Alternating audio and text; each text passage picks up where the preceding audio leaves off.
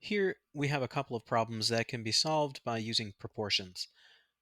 A proportion is two fractions set equal to each other, and usually in one of the spots on one of the fractions there's a variable, and we can solve for that variable by cross-multiplying the two fractions.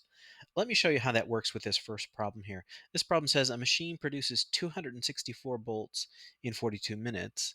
At the same rate, how many minutes would it take to produce 308 bolts? So what we're going to do is make a fraction out of this first set of data here. There's 264 bolts every 42 minutes. So this really represents the rate at which the machine produces bolts. So we can set that equal to another fraction where the machine produces 308 bolts, but we don't know how many minutes it takes, so we'll put an x in that place. So it's crucial when you set up these fractions that you have the same thing on the top and bottom on each side. I've got bolts over minutes. This is bolts over minutes. So what we're finding here is the minutes it takes to produce 308 bolts. Once you've got your proportion set up, then you can cross multiply. So you multiply diagonally.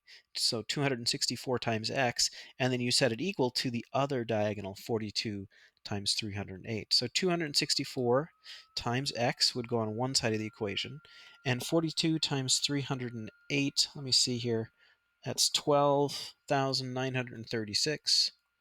And then, of course, to solve for x, we just need to divide both sides by 264.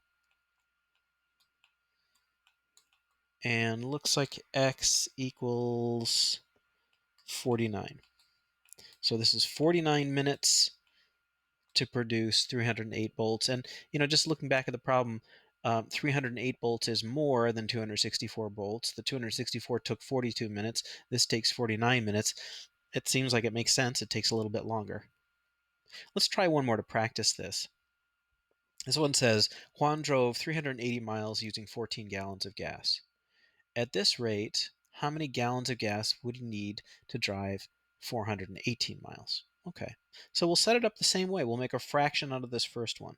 So 380 miles per 14 gallons.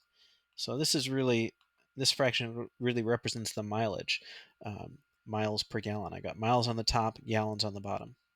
We'll set that equal to 418, that's miles, so it's going to go on the top. We're looking for gallons, so the variable is going to go on the bottom. Miles, gallons, miles, gallons.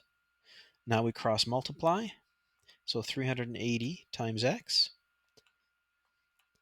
equals 14 times 418.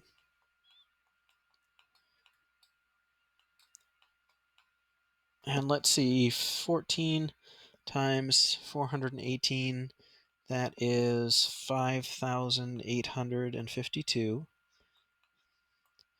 So that equals 380x. And then to solve for x, we need to divide both sides by 380. And it looks like x equals 15.4 gallons of gas. A little bit more gas, a little bit longer distance driven.